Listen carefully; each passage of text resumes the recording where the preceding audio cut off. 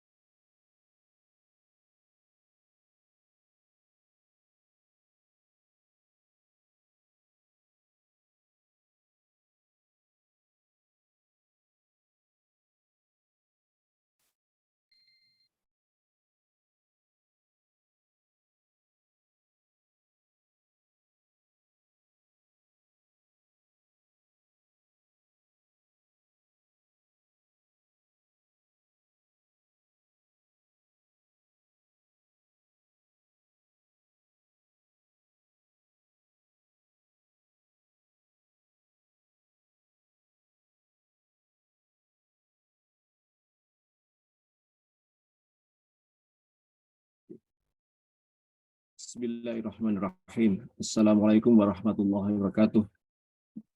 Waalaikumsalam warahmatullahi wabarakatuh. Alhamdulillahirabbil alamin wassalatu wassalamu ala mursalin wa ala alihi washabihi ajmain. Amma ba'd. Mohon maaf terlambat, agak udur sebentar tadi. Masyaallah. Terima kasih Ustadz Deris sudah hadir di tengah-tengah kita.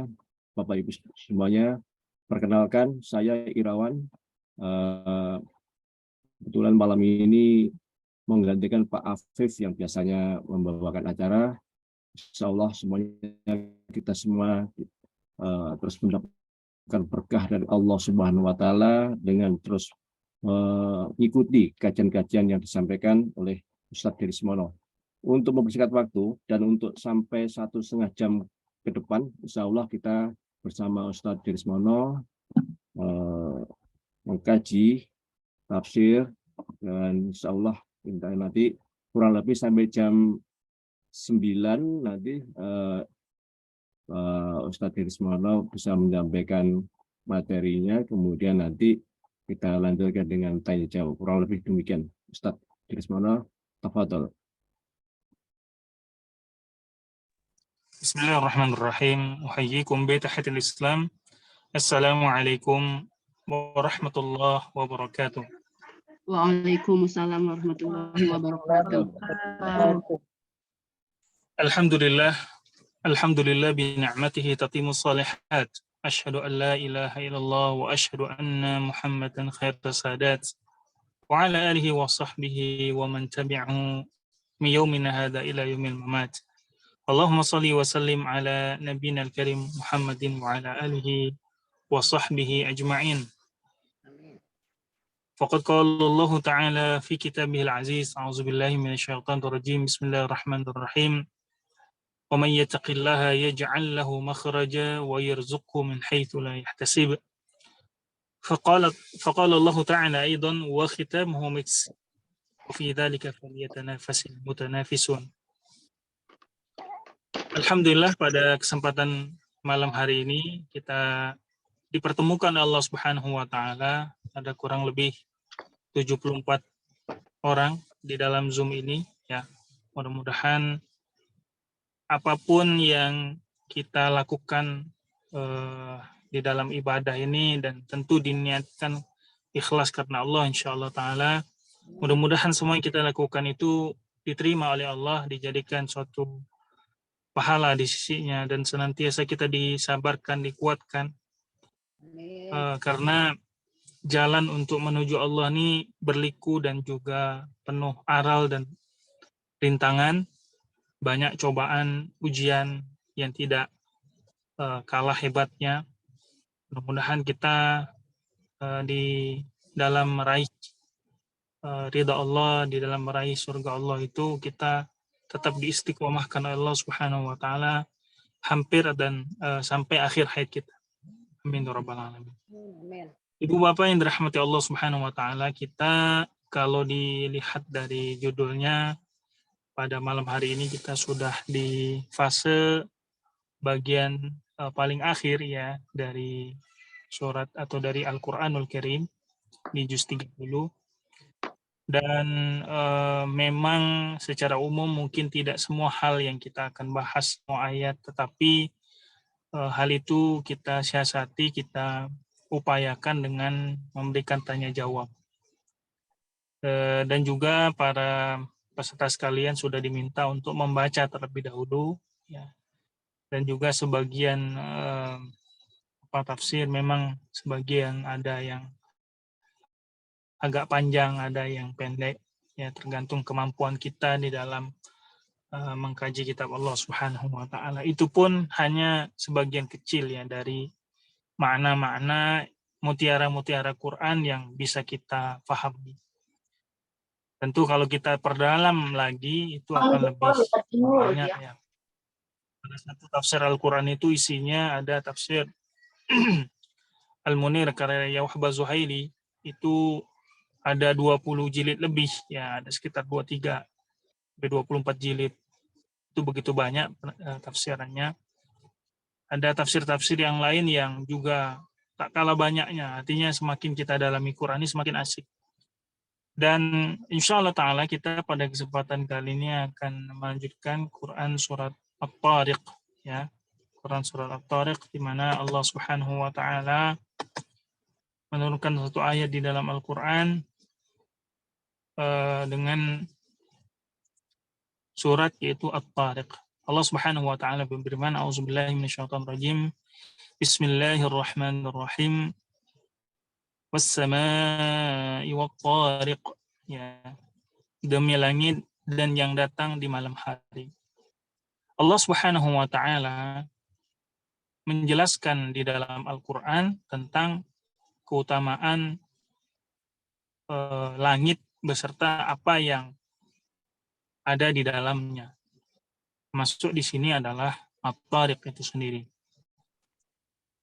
Sebagian ulama menjelaskan bahwa At-Tariq di sini adalah an-nujumu fis sama'i. Jadi suatu benda di langit berupa bintang-bintang. Dan bintang ini kemudian datang di malam hari untuk menunjukkan kekuasaan Allah Subhanahu wa Ta'ala yang begitu maha luas.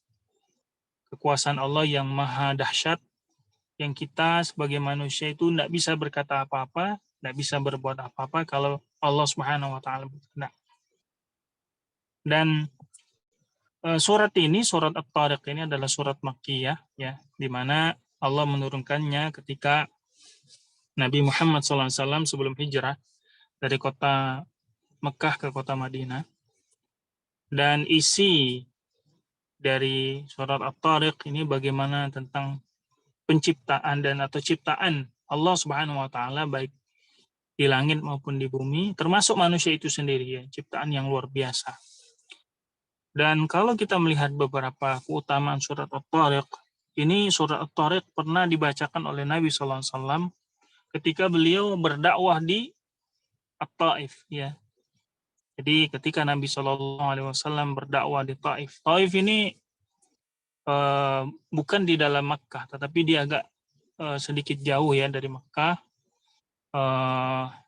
Dengan perjalanan kaki bisa, dengan kendaraan bisa. Kalau sekarang ini agak ke atas. Dan memang kalau sekarang kalau ke Taif itu ada yang pakai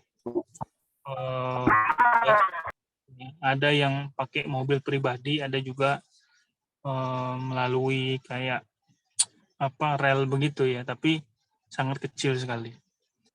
Nah, dia di daerah agak tinggi. Nah, di situ Nabi SAW pernah membacakan surat At-Tariq ini di hadapan seorang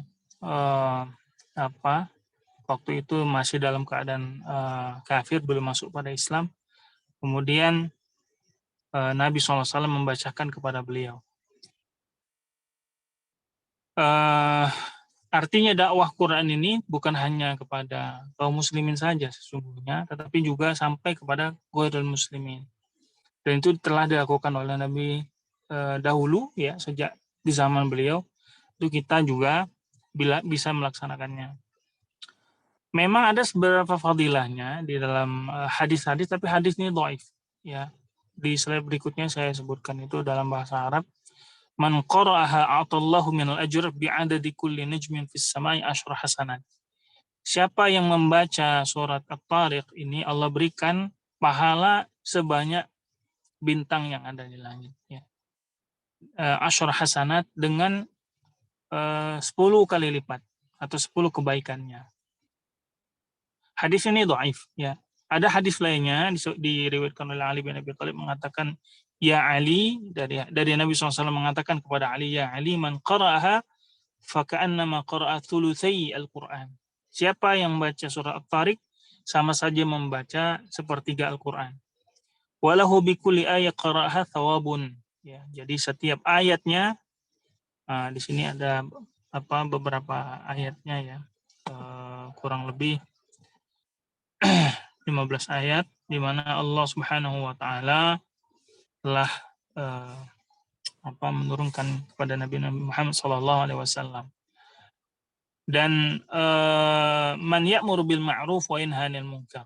Ya, dan hadis-hadis ini banyak. Memang hadis-hadis tentang fadail surah dalam Quran itu banyak hadis-hadis yang tidak semuanya sahih. Tetapi hal ini menunjukkan bahwa kalau kita membaca ayat Al-Quran, ya surat-surat dalam Al-Quran, kita mendapatkan keutamaan yang paling besar, yaitu syafaat Al-Quran itu sendiri. Dan insya Allah Ta'ala Al-Quran itu syifa'un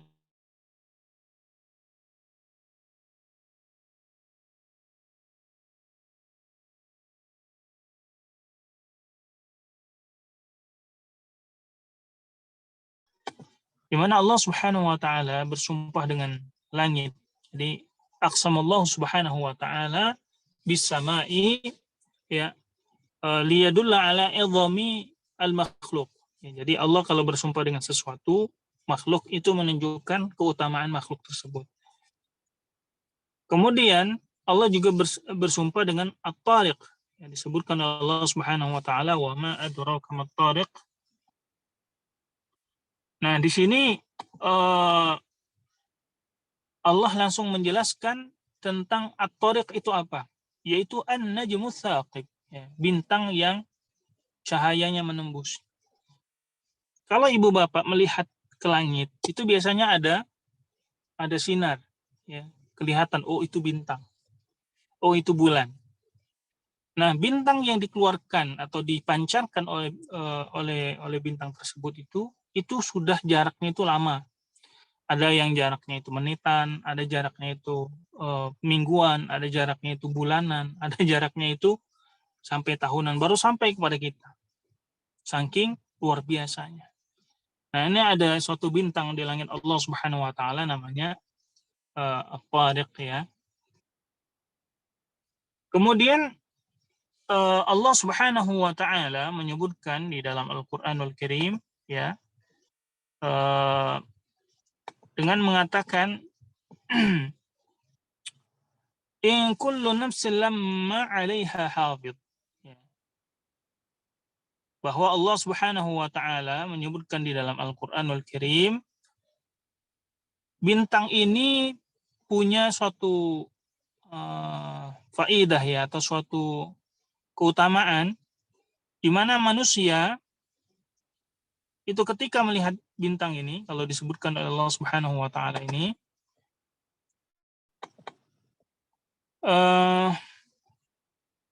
tidak ada satupun jiwa yang melainkan ada penjaganya. Jadi kita ini Bapak Ibu dirahmati Allah Subhanahu wa taala, Allah Subhanahu wa taala telah memberikan kepada kita semua ini al-hafidh, ya, yang menjaganya. Termasuk jika kita mendapatkan bahaya, maka malaikat-malaikat ini menjaga kita dari berbagai macam hal-hal keburukan.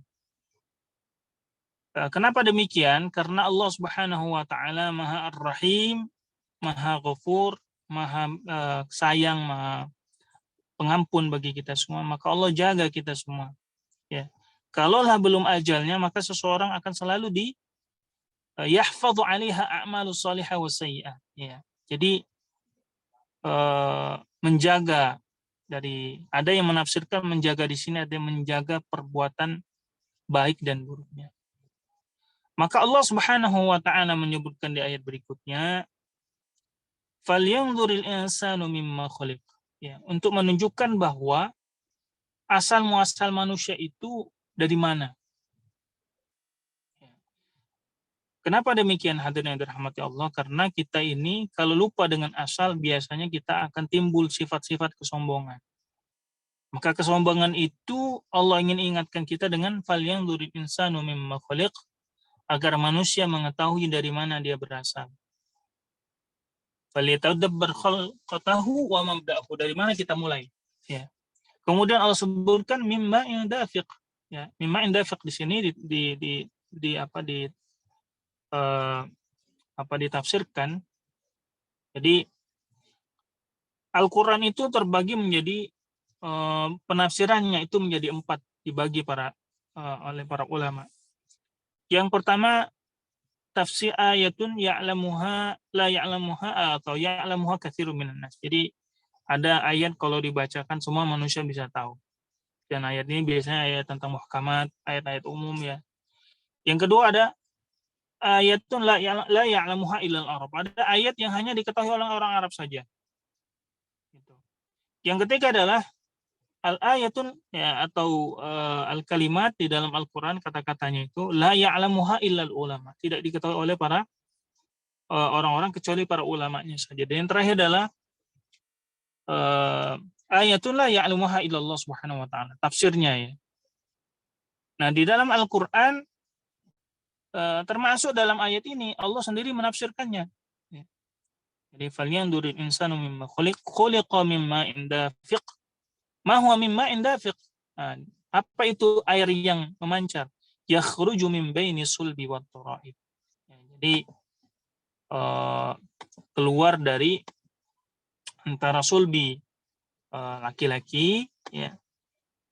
Jadi kita ini laki-laki itu ada satu tempat ya, atau sulbi itu yang Allah Subhanahu wa taala jadikan dari tempat tersebut itu air mani ya. Dan para ulama melihat dalam ayat ini ada yang mengatakan bahwa perempuan juga ada hal yang sama ya, ma'in dafiq itu. Kenapa? Karena ayat ini ya, umum begitu. Ya kalau ayat ini umum termasuk juga perempuan. Tapi secara ilmiah kita temukan bahwa yang mengeluarkan air mani itu laki-laki. Sementara perempuan bukan air maninya, tetapi dia menjadi indung telurnya ya, tempat di mana dia akan berkembang. Nah, Bapak Ibu rahmati Allah Subhanahu wa taala, kemudian Allah Subhanahu wa taala menyebutkan innahu ala raj'ihi laqadir. Jadi Allah Subhanahu wa taala menyebutkan di dalam Al-Qur'an bahwa Allah sangat mampu untuk mengembalikan lagi ketika manusia sudah meninggal dunia, tidak ada lagi yang ada di atas bumi ini ya.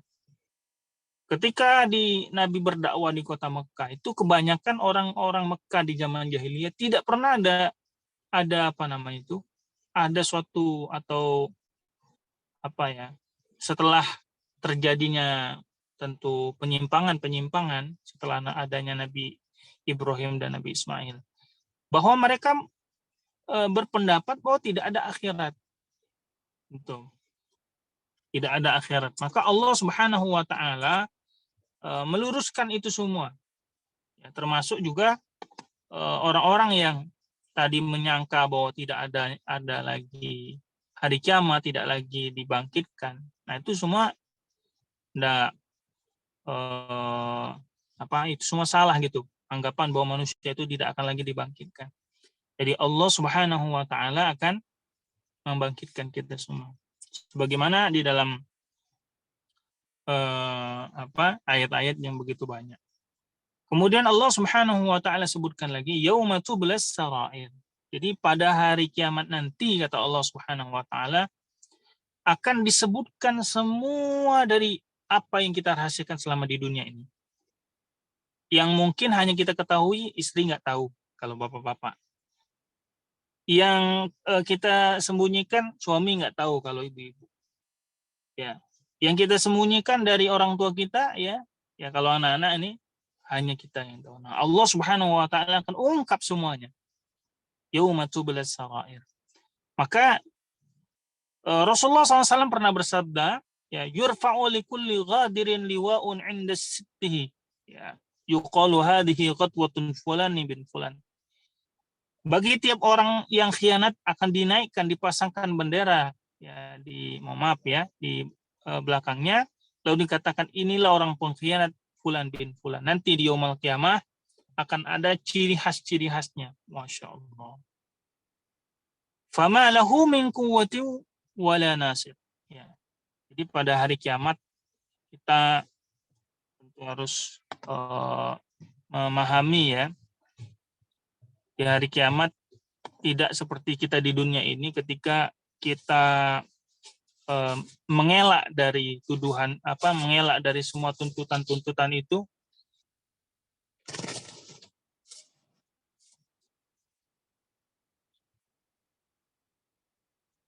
Fama lahu min quwwatin wala nasir. Ya, termasuk juga tidak ada kekuatan, tidak ada yang menolong kita dari ketika kita jatuh kepada kesengsaraan. Maka disebutkan dalam hadis-hadis yang sahih bahwa nanti di yaumul qiyamah itu semua umat manusia datang kepada para nabi. Datang kepada Nabi Adam. Ya Nabi Allah, wahai Nabi Adam, qala awwalu khalqi, yang pertama kali ciptakan, minta kepada Allah agar Allah memberikan keputusannya. Karena manusia saat itu tidak tahan lagi.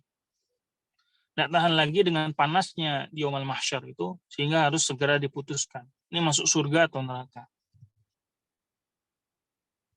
Tapi Nabi Adam alaihissalam menjawab nafsi-nafsi. Ya, pergilah ke Nabi Ibrahim. Nabi Ibrahim sama jawabannya sama. Pergi ke Nabi Musa juga sama. Nabi Isa juga sama. Sampai pada akhirnya kepada Nabi Muhammad SAW. Wala nasir, begitu juga tidak ada yang menolong. Ibu bapak ya, kalau di dunia ini kita banyak yang nolong. Insya Allah ya. Ya paling tidak dari one day one juice lah. Ya. Ya. Kalau misalnya kan kemarin ada bencana di mana itu? Cianjur ya. Siapa Ustadz Irwan atau siapa tadi yang MC? Nah, kemarin berapa itu bantuan one day one juice itu ke Cianjur? Itu kan besar tuh. Ada yang nolong selama dunia.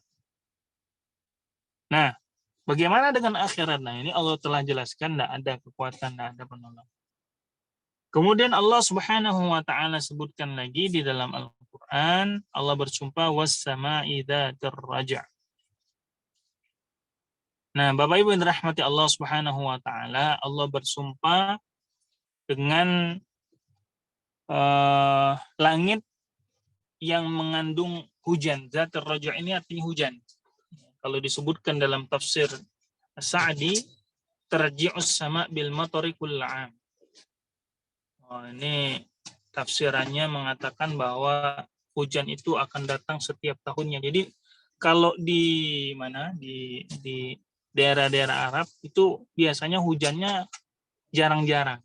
Makanya kalau hujan mereka nggak apa-apa hujan-hujanan. Gitu. Tapi kalau kita itu hampir setiap hari. Kalau musim hujan ya. Kalau musim kering juga sama. Jarang juga hujannya. Jadi Allah bersumpah dengan langit yang senantiasa menurunkan hujan. Wal ardi dzatis sada'. Allah juga bersumpah dengan bumi yang mempunyai tumbuh-tumbuhan. Jadi Allah sebutkan cara menghidupkannya yaitu dengan air hujan, dan Allah sebutkan bagaimana mengembangkannya yaitu dengan kita tanam di muka bumi Allah Subhanahu wa ta'ala nabati fa ya'ishu bidzalikal adamiyun wal bahai. Sekarang ini Bapak Ibu dirahmati Allah, ada isu namanya krisis pangan. Krisis pangan ini terjadi satu, bisa karena perubahan cuaca ekstrim. Ya, itu satu. Dan itu terjadi sekarang. Yang kedua, krisis pangan terjadi karena adanya peperangan. Terjadi juga sekarang ini. Yang ketiga, krisis pangan terjadi karena lonjakan pertumbuhan manusia. Jadi makanannya cuma 10, yang berebut 1000. Ya, ketersediaan makanan. Maka kita sebagai umat Islam harus memiliki konsepnya Nabi Yusuf tuh, ya. Jadi kalau kita makan jangan semuanya tuh dimakan tapi disimpan. Kalau tuh bisa disimpan, kalau nggak bisa disimpan, busuklah di situ ya, kita sodakohkan ke yang lain. Uang juga sama, uang jangan semuanya kita belanjakan, tapi kita simpan. Kita nggak tahu. Karena Nabi Yusuf kan memberikan isyarat bahwa kata dia kalau ada 7 kali kita sukses, ya ada sukses dalam pertaniannya, sukses dalam ekonomi. Nanti khawatir 7 tahun berikutnya nanti kering tuh. Nah, barangkali itu ini 7 tahun berikutnya yang kering itu. Yang kita harus antisipasi, saving, nggak semua di mentang-mentang dapat gajian semuanya di ini tidak, tapi disimpan ya. Baik investasi berupa pendidikan, boleh investasi berupa karena Nabi SAW itu kan banyak mengajarkan kepada kita tentang sedekah jariyah, amal jariyah. Nah, itu investasi kita yang insya Allah Allah akan kembalikan pada waktunya. Ibu Bapak yang dirahmati Allah Subhanahu wa taala, kemudian innahu laqaulun fasl, ya. Sesungguhnya Al-Qur'an itu benar-benar firman yang memisahkan. Makanya salah satu nama daripada Al-Qur'an itu Al-Fasil, membedakan. Dulu ada sahabat Nabi, mungkin kita juga sudah kenal ya, Al-Faruq, ya, Umar bin Khattab Al-Faruq, karena dia bisa membedakan antara yang hak dengan yang batil. Al-Quran juga sama. Sebenarnya kalau kita sudah baca Quran itu, tidak ada lagi keraguan dalam diri kita. Ini halal apa haram. Ini berkah atau enggak berkah. Ini manfaat atau tidak. Jadi dengan kita berpegang teguh pada Quran, maka Quran itu akan membimbing kita semua. Cuma ada yang tanya begini, Ustadz, saya baca Quran itu 30 juz, cuma saya nggak paham-paham juga. Ya nggak paham-paham juga itu karena kita nggak baca tafsirnya. Coba kita baca tafsir. Oh, ini artinya, ini maksudnya ya. Wa ma huwa bil hazal. Ya. Bahwa Al-Quran itu tidak main-main. Maksudnya adalah ketika Quran sudah menyebutkan sesuatu, itu pasti ketentuannya. Tidak ada tawar-menawar lagi, tidak ada keraguan, ya, tidak ada kebimbangan, dan pasti terjadi. Jadi kata Al-Quran A, pasti A. Ya. Dan itu Allah Subhanahu wa taala telah banyak sekali menyebutkan kepada kita semua ya tentang keutamaan Al-Qur'an, keyakinan kita terhadap Al-Qur'an yang kita tidak boleh ya, fala takunanna minal mumtarin. Jangan kamu ragu dengan Al-Qur'an. Ini kita udah nggak hafal Qur'an, ya, sudah nggak baca Qur'an, ada keraguan dari kita kepada Qur'an. Nah, nauzubillah, bisa menghantarkan kita kepada kekufuran. Ya. Jadi Al-Qur'an itu sungguh benar. Tidak ada kedustaan. Nah, itu kalau ada orang ya menghina Quran pada dia Muslim, berarti dia ada sesuatu something wrong gitu. Ada sesuatu yang salah dalam otaknya itu. Kenapa dia mendustakan Quran? Ya, menjadikan Quran menjadi lelucon. Ini banyak orang begitu, kepingin tenar, kepingin naik subscribernya, pengen banyak viewersnya. Dia bakar Quran, na'udzubillah ya, untuk biar dia naik tenar namanya. Na'udzubillah, mudah-mudahan Allah balas kelakuan orang-orang yang telah menistakan Al-Quran itu dengan seberat-beratnya ya balasan. Kemudian Allah Subhanahu wa taala melanjutkan innahum yakiduna kaida. Sesungguhnya orang kafir itu merencanakan tipu daya. Tetapi Allah jawab di dalam ayat yang lain, wa makaru wa makarallahu wallahu khairul makirin. Ingat ketika Nabi SAW mau hijrah ya dari kota Mekah ke kota Madinah, Nabi dikepung oleh berbagai macam musuhnya. Puluhan orang, belasan orang mengepung Nabi untuk membunuh Nabi, tapi wa makaru wa makarallah wallahu khairul makirin. Bahkan di sini disebutkan kalau beberapa buku tafsir itu menjelaskan innahum yakiduna kaida, bahwa mereka melakukan tipu daya agar manusia tidak mendengar daripada Al-Qur'an itu. Allah ya, ini luar biasa tantangan kita ya. Maka itu sebabnya Allah sebutkan dalam Al-Qur'an famahhilil kafirin. Ya. Karena itu berilah tangguhan kepada orang kafir. Hal ini dilakukan oleh Nabi Shallallahu alaihi wasallam ketika Nabi memberikan kesempatan di Yauma Badar ya. Ketika peperangan Badar itu sebagian orang kafir itu ditawan. Nah, saat itu ada usulan untuk semuanya dibunuh tawanan itu.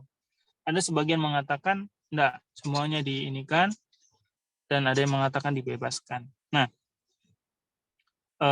dibebaskan dengan syarat tadi.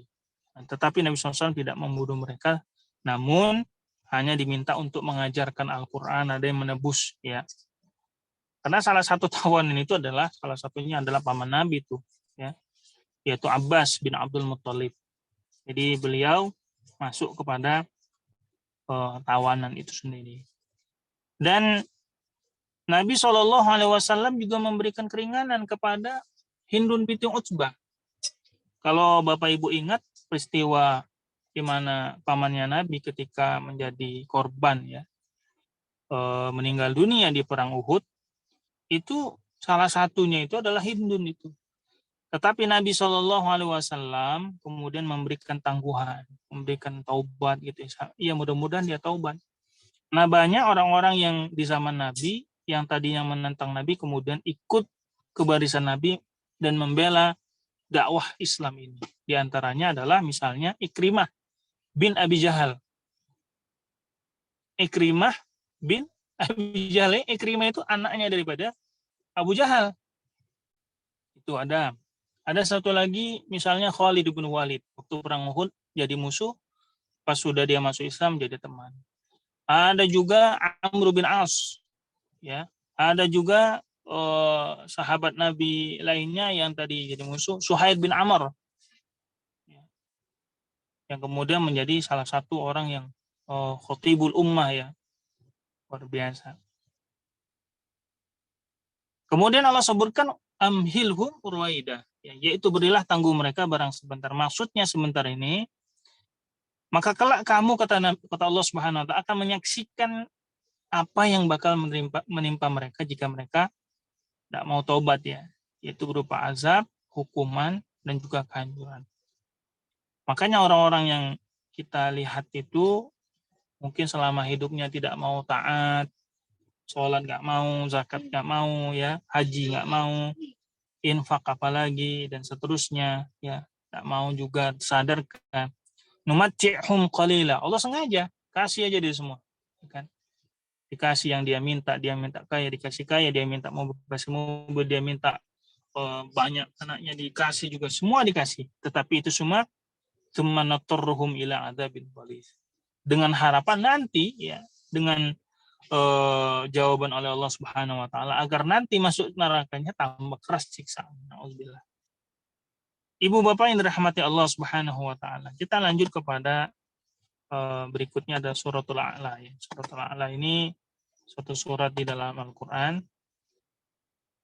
yang biasa dibaca kalau orang witir. Dibaca ketika witir atau juga ketika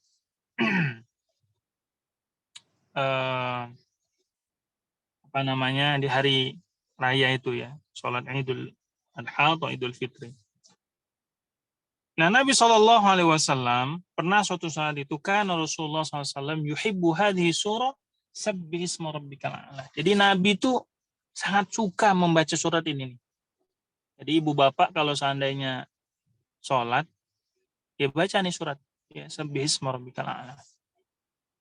Dan Nabi SAW senantiasa kan Rasulullah SAW yutiru bisabbihisma rabbikal a'la dan qul ya ayyuhal kafirun wa qul huwallaha. 3 itu, ya. Jadi pertama sabbihisma rabbikal a'la, qul ya ayyuhal kafirun. Ini slide berikutnya nih. Baru qul huwallahu ahad. Nah, suratul A'la ini memang ada yang mengatakan dia surat Makkiyah, ya, yang paling banyak. Ada yang mengatakan surat Madaniyah. Kenapa? Karena ada kok perintah qad aflaha man tazakka. Ya. Sesungguhnya telah sukses, telah beruntung orang yang zakat. Tazakka di sini. Padahal ayat ini betul-betul turun ketika Nabi SAW itu berada di Mekah atau sebelum hijrahnya Nabi. Nah, kenapa Allah Subhanahu wa taala menyebutkan di dalam Al-Qur'an dengan mengatakan sabbihisma rabbikal a'la, ya. Baru masuk kita kepada tafsirannya. Allah Subhanahu wa taala ketika menyebut kata sabbaha, subhana, dan tasbih semuanya, pasti setelahnya itu ada sesuatu yang amat agung. Jadi kalau kita lihat dalam Al-Qur'an, kata-kata subhanalladzi asra tentang Isra Mi'raj, ya. Kata subhana di dalam Al-Qur'an itu menunjukkan surat tersebut adalah surat yang luar biasa, surat yang penuh keagungan. Dan makanya kita diperintahkan oleh Rasulullah SAW untuk memperbanyak tasbih. Serah mau versi yang mana, ya. Bisa subhanallah wa bihamdihi subhanallahil azim, dan ada subhanallah, walhamdulillah, wala ilaha illallah akbar ya. Dan berbagai macam tasbih-tasbih lainnya yang itu dilakukan. Jadi tasbih ini adalah amalan yang bukan hanya kita manusia melakukannya. Malaikat bertasbih sebagaimana firman Allah Subhanahu wa taala, "Yusabbihur ra'du bihamdihi wal malaikatu min khifatihi." Bahkan bukan hanya malaikat, petir dan sejenisnya itu bertasbih kepada Allah Subhanahu wa taala. Maka itu sebabnya tasbih ini suatu bahasa umum ya, bahasa semesta yang kita semua bisa gunakan untuk mendapatkan ampunan Allah Subhanahu wa taala. Banyak sekali ya ayat-ayat yang bercerita tentang tasbih ya. Bahkan Nabi Yunus alaihissalam ketika di dalam perut ikan paus itu, ketika ditelan itu, yang banyak diucapkan dia subhana, ya kan? Itu. La ilaha illa anta subhanaka. Jadi kata subhana ini atau tasbih ini mengandung suatu keberkahan yang luar biasa. Ibu-ibu di sini, mohon maaf ya ibu-ibu kalau lagi susah, tagihan lagi banyak, anak belum bayaran, kuota belum ngisi, ya belum dapat uang bulanan ya, udah tanggal 4 nih, tapi berasa udah tanggal 24 gitu kan. Banyak-banyak bertasbih ya, subhanallah, subhanallah. Dulu Fatimah radhiyallahu anha itu pernah minta agar dikasih pembantu lah untuk membantu beliau. Tapi Nabi menganjurkan, udah kamu baca aja. Subhanallah gitu kan. Terus 33 kali. Alhamdulillah 33 kali. Allahu Akbar. Insya Allah dimudahkan kita Bapak Ibu. Jadi ibu-ibu yang sering masak, sering ngasuh anak, bapak-bapak yang sering kerja, baca Pak ini sebelum kita kerja. Insya Allah Allah mudahkan itu. Nah, ibu bapak yang dirahmati Allah Subhanahu wa taala, Allah sebutkan di dalam Al-Qur'an dengan mengatakan sabbihisma rabbikal a'la. Jadi Allah Subhanahu wa taala memerintahkan kepada Nabi Muhammad dengan bertasbih. Makanya kita kalau sedang subhana rabbiyal a'la wa bihamdihi kan, kita baca tuh dalam sholat kita. Kenapa demikian? Karena diperintahkan Allah Subhanahu wa taala. Dan Allah suka dengan tasbih-tasbih manusia itu sendiri yang diucapkan, yang mudah-mudahan itu menghantarkan kita kepada keridhaan Allah Subhanahu wa taala. Alladzi khalaqa fasawwa. Ini slide berikutnya ya, khalaqa fasawwa. Jadi Allah Subhanahu wa taala telah menciptakan manusia, kemudian menjadikan manusia itu sempurna. Alladzi khalaqa fasawwa. Ini khosyiyah nih. Ya. Jadi ibu bapak yang dirahmati Allah Subhanahu wa taala, bahwa Allah Subhanahu wa taala bukan hanya menciptakan kita, tapi juga Allah Subhanahu wa taala menyempurnakan manusia. Walaqad khalaqnal insana fi ahsani taqwim. Jadi walaupun muka kita begini, tetap aja bersyukur kepada Allah Subhanahu wa taala. Ustaz, kenapa saya tidak lebih ganteng dari orang sebelah? Ada ibu-ibu ngadu. Pak Ustaz, kenapa suami saya nggak seganteng artis? Nah, kata saya jawaban mudahnya. Kalau suami ibu macam artis, ya, pasti suaminya istrinya bukan ibu, pasti artis juga gitu. Ya. Jadi udahlah kita syukuri aja nih muka kita. Nggak usah disulam-sulam. Itu apa namanya itu? Ada sulam bibir, ada sulam macam-macam sulam lah itu ya. Nggak usah disulam. Udah bagus tak begitu. Ada orang pengen bagus ini, sulam bibir, sulam alis. Saya nggak pernah lihat, tapi kata orang ada itu. Nah, ibu bapak yang dirahmati Allah Subhanahu wa taala, jadi Allah menciptakan kita dengan luar biasa makhluknya, ya bahkan manusia ini ahsani taqwim. Bahkan walaupun manusia itu dengan berbagai macam kekurangan, tapi dia punya banyak kelebihan. Ada orang buta, Bapak Ibu, tapi pendengarannya tajam. Dia bisa bedain tuh antara suara-suara, oh ini suaranya begini, ya bisa. Dan instingnya lebih kuat daripada kita. Walladzi qaddara fahada, dan Allah Subhanahu wa taala telah menentukan kadar masing-masing. Kita ini sudah disebutkan Allah Subhanahu wa taala dalam ayat lain, Rabbunal ladzi a'ta kulla syai'in khalaqa tsumma hada. Ya, dan Allah Subhanahu wa taala sebutkan juga ya di dalam satu hadis Rasulullah SAW, Rasulullah pernah bersabda, innallaha qaddara maqadiral khalqi. Jadi Allah telah menentukan kadar masing-masing kita, Bapak Ibu. Kita ini bahkan ilmu ini kan rezeki, ilmu aja sudah Allah takdirkan tuh berapa kita dapat. Ustadz, saya pengenlah kayak Ustadz itu ya, Ustadz Abdul Somad misalnya. Oh, saya banyak ilmu. Jangan dulu. Kita ini kalau ilmunya kebanyakan, ya kan, belum tentu ilmu itu kadangkala kita bisa mengamalkan semuanya. Yang kedua adalah pertanggungjawaban di hadapan Allah begitu berat. Ya mudah-mudahan lah yang ilmu yang sudah Allah kasih kepada kita bisa amalkan ya. Amin ya rabbal alamin. Qabla an yakhluqas samawati wal arda bi 50 alf sana. Jadi Allah telah tentukan takdir kita, Bapak Ibu, 50.000 tahun sebelum Allah ciptakan langit dan bumi. Gimana muka kita, bagaimana tempat tinggal kita. Kita kan nggak milih ya jadi orang Indonesia. Ada nggak di sini yang milih?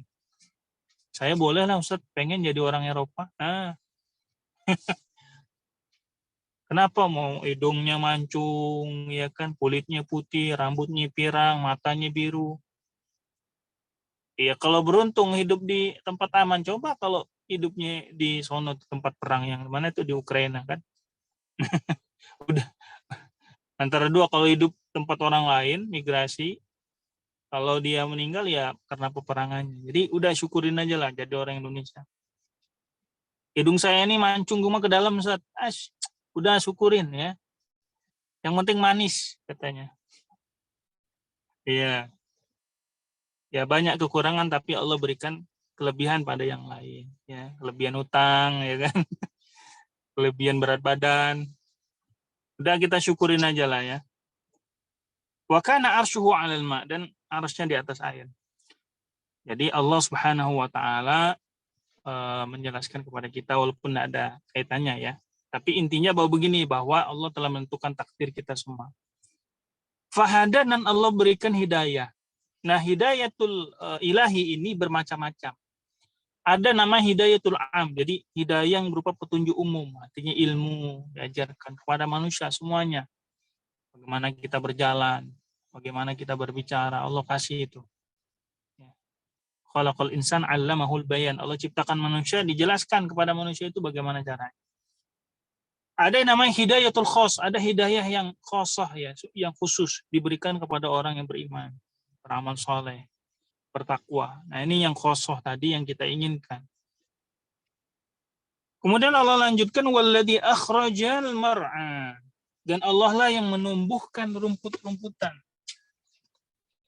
Saya mau tanya Ibu Bapak, penting nggak rumput-rumputan itu? Oh Pak Ustadz, depan rumah saya nggak usah, kan ditanam, tumbuh dia. Ya, betul nggak ya? Penting menurut saya ya, karena rumputan-rumputan ini akan membuat indah bumi Allah ini kan. Bayangkan kalau kita, nah sekarang ini di Mekah itu ada satu tempat tuh hijau. Orang udah memprediksi, wah ini mau kiamat nih. Kenapa? Yang tadi tandus jadi hijau.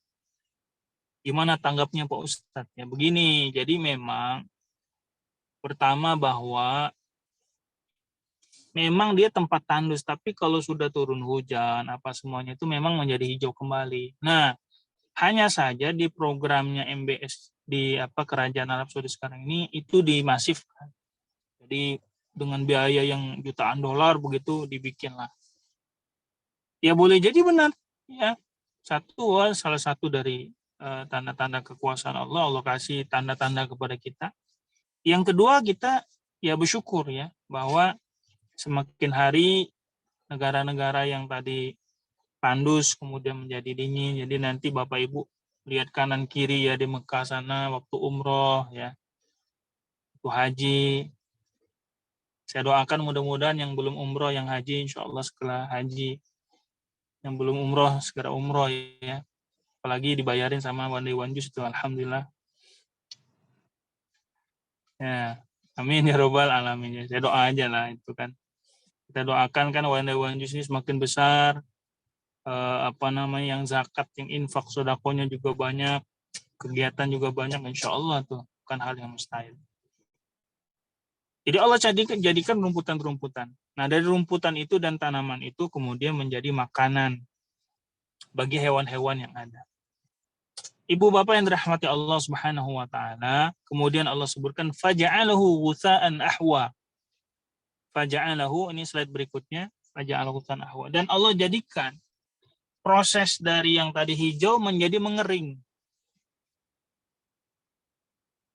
Nah, ini kita tuh bagikan daun ya. Tadi hijau, banyak yang melihat, banyak yang menginginkan, banyak ingin memanfaatkan. Cuma lambat laut udah jadi kering, udah menua. Kita ini kalau lagi masih muda, Bapak Ibu, oh Masya Allah ya. Panggil orang sana, dipanggil sini, tempatkan sini, kerja sana, kerja sini. Oh semua kita bagikan anak emas ya, atau orang yang sangat luar biasa. Tapi lambat laun usia, sehebat apapun kita dipinggirin orang tuh. Lambat laun pinggir, akhirnya nggak dapat jabatan apa-apa ya kan. Kita nggak kerja apa-apa, cuma di rumah aja gitu. Ya, latar kabun atau bakon antobak. Sanuqri'uka falan tansa, dan kami bacakan Al-Quran itu kepadamu wahai Muhammad agar engkau tidak lupa. Pertama, bahwa ayat ini menjelaskan kepada kita bagaimana cara menghafal sesungguhnya. Ya. Jadi bagus Bapak Ibu yang sekarang ibu-ibu yang lagi hamil. Ada ibu-ibu hamil di sini? Bumil. Ya, mudah-mudahan anaknya jadi hafidh ya, insya Allah yang sedang dikandung. Ya, dibacakan Al-Quran. Jadi kita bacakan Al-Quran. Ya, Qul huwallahu ahad. Saya butuh di tahsin itunya, bacaannya. Ustadz, saya kalau baca nih, ya sekarang kalau dibaca, anak yang memperbaiki. Waduh, jabatan anaknya sekarang ya. Nah, itu sebabnya kudu belajar. Ya, harus belajar. Memang bagusnya dibacakan. Karena ketika Al-Quran turun, berdasarkan surat Al-A'la ini, bahwa Allah membacakan. Jadi, Nabi itu bukan membaca, tetapi dia dibacakan. Dan Nabi mengikuti kan. Waktu pertama mengatakan Iqra. Kata Nabi, ma'ana biqari'in. Saya nggak bisa baca. Iqra. Suruh ngulangi. Fala tansa, dan jangan engkau lupa. Ibu bapak yang dirahmati Allah Subhanahu wa taala, hukum melupakan Quran itu haram hukumnya ya. Dosa kita. Tak boleh kita melupakan Al-Quran. Ustadz, saya punya hafalan. Berapa hafalannya? 1 juz. 1 juz atau setengah juz? 1 juz, Ustadz. Nah, 1 juz itu diulangi enggak? Enggak diulangi. Nah, itu bahaya itu ya. Jadi Quran itu hujjatun lana au alaina. Bisa dia menjadi pembela kita karena kita baca, karena kita ngulangi dan seterusnya. Bisa hujjatan alaina, bisa balik nyerang kita nanti. Gitu. Tolong ibu-ibu, bapak-bapak ya yang punya hafalannya diulangi. Makanya Allah katakan illa masya Allah ya. Itu kecuali yang Allah kehendaki. Artinya apa? Artinya Rasulullah SAW tidak pernah melupakan Al-Quran itu kecuali memang dikehendaki Allah Subhanahu wa taala. Jadi itulah kalau kita ini ya, maka ada pendapat begini mengatakan ketika kita ditanya apakah Anda lupa terhadap Quran atau Anda hafal terhadap Quran, maka kita tidak boleh menjawab saya lupa. Tetapi kita harus mengatakan, sebaiknya mengatakan adalah wa ansani syaitan, kita dilupakan oleh syaitan. Gitu. Jadi tidak boleh jawab langsung saya lupa gitu. Karena kita akan masuk kepada man a'rada an dzikri fa inna lahu ma'isyatan dhanka, ya. Wa nahsyuruhum yaumal qiyamati a'ma. Qala lima hasyarna an wa qad kuntu basira. Qala kadzalika atatka ayatuna fanasitaha. Takut masuk ke situ tuh. Jadi dulu di dunia lupa terhadap Al-Qur'an, tadinya ingat, lupa. Jadi nanti ada one day one juz untuk membaca, ya kan. Nanti ada one day one ayat, ya, untuk mengulangi. Nanti bisalah diperkasai, ya. Ada salah satu teman saya, rekan saya itu ada Ustadz Deden atau apa tuh namanya, dia murojaah. Fokus murojaah. Innahu ya'lamul jahra wa ma yakhfa. Bahwa Allah Subhanahu wa taala Maha mengetahui yang baik nampak, yang terang maupun yang tersembunyi. Jadi Allah Maha tahu. Wa nuyassiruka lil yusra, dan Allah Subhanahu wa taala memberikan taufik, memberikan kemudahan lil yusra, ya, bagi yang mudah. Artinya bahwa Allah Subhanahu wa taala memudahkan kita untuk mengerjakan kebaikan. Jadi ini suatu kemuliaan Nabi, ya. Jadi ini kan ayat ini, a'la ini kan untuk menunjukkan kemuliaan Nabi ketimbang nabi-nabi yang lain. Itu satu. Yang kedua, bahwa menunjukkan bahwa ketika kita ingin mendapatkan keutamaan, ya, yang Allah berikan kepada Nabi Muhammad SAW, maka kita coba ikuti beliau, gitu. Maka niscaya Allah akan wa nuyassiruka lil yusra. Jadi Allah mudahkan bagi kita untuk berbuat baik, ya, yang senantiasa kita beramal saleh, senantiasa kita berihsan, ya. Jadi ada orang yang Allah berikan kemudahan. Saya ingat pada satu perkataan Syekh besar, ya, rahimahullah taala, dia mengatakan bahwa kalau Allah menginginkan seorang hamba itu baik, maka Allah akan gerakkan hatinya itu, gerakkan hati orang tersebut untuk melakukan ibadah yang Allah inginkan. Contoh, jika Allah kepingin kita ini senang baca Quran, jadi kasih hidayah sama Allah sehingga kita bacalah Al-Quran. Allah senang lihat kita sujud, sholat, Allah kasih hidayah. Ya. Hal itu didasari hadis Rasulullah SAW, ya. May yuridillahu bihi khairan yufaqihu fiddin. Barang siapa yang Allah inginkan kebaikan bagi dirinya, maka Allah pahamkan. Jadi Bu Bapak yang dirahmati Allah Subhanahu wa taala, mudah-mudahan kita termasuk nih orang-orang yang dimudahkan. Namun saya melihat bahwa ayat yang ke-8 ini, ya, atau ayat yang wa nuyassiruka lil yusra ini bisyarah kabira. Jadi ada suatu isyarat dari Allah, satu kabar gembira bahwa Nabi itu dimudahkan sama Allah untuk melakukan kebaikan dan dimudahkan dalam setiap urusannya, termasuk agamanya. Maka agama Islam nanti adalah agama yang hampir semua dunia itu ada agama Islamnya. Jadi tidak ada suatu tempat melainkan ada umat Islamnya, gitu. Masya Allah, ya. Sampai ke arah sana begitu para ulama menafsirkan. Maka kita lanjut di ayat berikutnya adalah fadzakir in nafa'ati dzikra. Maka ingatkanlah jikalau yang kita ingatkan itu diterima. Kalau kita nasihati orang, ya, ini ada kemungkinan besar dia ini menerima daripada yang kita berikan. Tapi kalau sudah dari penolakannya, ininya, ya, maka kita harus memposisikan dia, harus strategi yang lain. Ya. Makanya disebutkan bi anna kulla tadzkir yazidu fi syarri. Ya. Kalau seandainya pengingatan itu menambah kejahatan, au yanqusu minal khair, atau dia justru dia mengurangi daripada kebaikan, lam takun dzikrul ma'muran bihi. Maka kita jangan sampai ingetin tuh. Bahkan bal manhiyan anha, bahkan dilarang kita. Jadi gini maksudnya Bapak Ibu. Jadi misalnya nih kita ngingetin saudara kita, anak kita, Siapa pokoknya yang kita ingetin. Cuma kita ngingetinnya itu di waktu yang tidak pas, waktu yang tidak tepat atau caranya tidak tepat. Maka tausiah kita, peringatan kita itu bisa membuat satu kebaikannya menjadi berkurang. Harusnya orang ini tambah soleh karena kita nasihat itu dia malahan tambah tambah lari daripada dakwah ya. Nah, itu kita harus menimbang-nimbang itu. Jadi kalau kita memang nasihati, jangan sampai menasihati itu di depan orang umum begitu ya. Kalau depan orang umum harus bisik-bisik caranya. Kamu nggak boleh begini. Yang dipermalukan. Kemudian berikutnya ketika memang dikhawatirkan lebih banyak mudaratnya, maka kita tahan dulu, mencari waktu dan momentum yang tepat.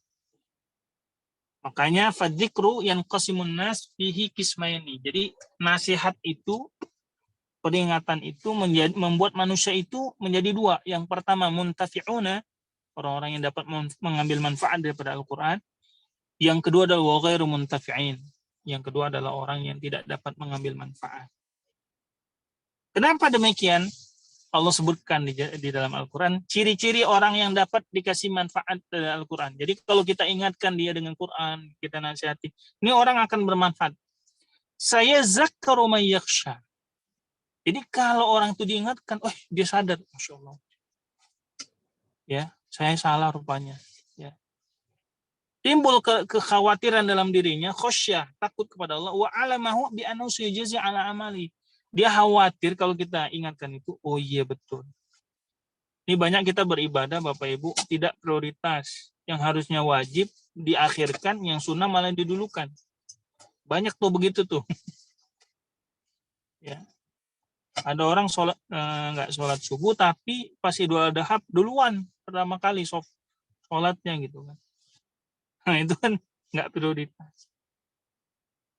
Tujibu lil abdi al-inkifaf 'anil ma'asi wa sa'yu fil khairat. Yang kedua Allah sebutkan ciri khas orang yang nggak bisa kita kasih faidah nasihat ya. Wa yatajannabuhal ashqa. Jadi orang yang kalau kalau kita kasih nasihat itu nggak ada manfaat bagi dirinya, dia yatajannabuhal ashqa, di mana dia berpaling ya, nggak mau dia dengan dakwah yang kita berikan. Kita kirim link, ayo ikut kajian tafsir, ini bagus dan seterusnya gitu ya. Dia malahan nggak mau gitu. Jadi lebih kepada yatajannabuhal ashqa, di mana menjauhi. Ini orang yang tidak bermanfaat, tidak bisa mengambil manfaat dari nasihat kita. Kemudian alladzi yaslan narul kubra, di mana orang tersebut akan masuk pada api neraka Allah Subhanahu wa taala, tsumma la yamutu fiha wa la yahya, di mana orang ketika sudah masuk neraka enggak hidup, enggak juga mati. Maksudnya ketika orang diazab dia akan mati tapi dihidupkan kembali. Tapi dibilang hidup, sebenarnya enggak hidup dia. Kenapa? Karena dia akan dimatikan tuh, diazab gitu. Diazab kemudian azab, hancur, dihidupkan kembali dan seterusnya. Maka disebutkan di dalam Al-Quran itu sebagai la yamutu fiha wa la yahya. Dan Allah sebutkan ini terakhir nih ya, qad aflaha man tazakka wa dzakara isma rabbih fasalla. Ya, jadi sesungguhnya beruntung bagi orang yang tazakka, di sini rupanya membersihkan hatinya. Ibu bapak, kita sediakan waktu ya. Ini tiap hari kita sediakan waktu untuk kemudian kita bersihkan itu. Jadi habis sholat kalau bisa semaksimal mungkin kita ada istighfarnya, ada tadaburnya, ada tasbihnya, ada istighfarnya. Jadi kita membersihkan dulu diri kita dari berbagai macam hal-hal keburukan-keburukan. Ya, wa dzakara isma rabbih fasalla, dan dia ingat dengan nama Tuhannya kemudian dia sholat. Nah, ibu bapak yang dirahmati Allah Subhanahu wa taala, bal tu'thirunal hayatad dunya, tetapi orang-orang yang kafir tadi, ya yang tadi tidak mau mengambil faidah daripada Quran, nggak mau dinasihati, mereka lebih mementingkan dunia. Wal akhiratu khairu wa abqa. Inilah motivasi kita. Ya kalau bisa ya. Ada orang mengatakan, kenapa infak kok banyak-banyak? Wal akhiratu khairun wa abqa. Karena akhirat itu lebih baik dan lebih kekal. Tidak apa-apa saya banyak di dunia ini, karena memang agar akhirat saya lebih banyak nanti. Inna hadza la fis suhufil ula, suhufi Ibrahim wa Musa. Jadi yang tadi disampaikan di surat Al-A'la ini itu ada di suhuf-suhuf yang terdahulu, ya, terutama di suhufnya Ibrahim dan Musa, juga ada di dalam Al-Quran. Maka Quran itu adalah suatu kitab yang menghimpun berbagai macam kitab-kitab yang pernah diturunkan, mau suhuf Ibrahim, Musa, Taurat, Zabur, Injil, dan seluruhnya. Ya, bayangkan aja Nabi ada 125 ribuan orang. Ya. Semuanya itu yang kalaupun ada diturunkan Quran, semuanya terhimpun dalam Al-Quran. Maka kalau kita membaca Quran, seakan-akan kita membaca seluruh kitab-kitab yang pernah Allah turunkan kepada para nabi dan rasulnya. Jadi mudah-mudahan Allah bukakan hidayah hati kita, Allah bukakan hati kita, Allah turunkan hidayahnya, diberikan petunjuk, diistiqomahkan, senantiasa diberikan pertolongan Allah Subhanahu wa taala, dan kita semua insyaallah dibangkitkan di hari kiamat menjadi orang-orang yang sahibul Quran, ya, jadi orang-orang yang dekat kepada Al-Quran. Itu saja, mungkin diselingi dengan tanya jawab kali ya. Biar nggak ngantuk katanya. Silakan.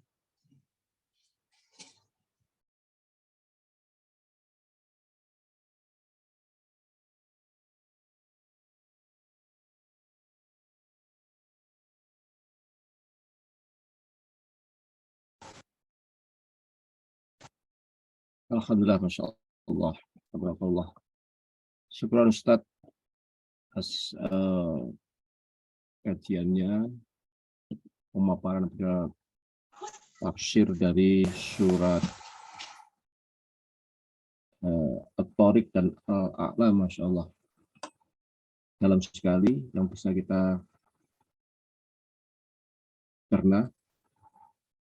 Bapak Ibu yang dirahmati Allah, kita masih ada waktu kurang lebih sekitar 15 sampai 18 menit. Silahkan bagi Bapak Ibu yang bertanya kepada Ustadz, bisa raise hand atau menulis di room chat. Sudah ada yang raise hand satu. Untuk mempersingkat waktu, saya persilakan kepada Rizky Anwar Hasmi. Silakan. Baik, Ustaz. Assalamualaikum warahmatullahi wabarakatuh.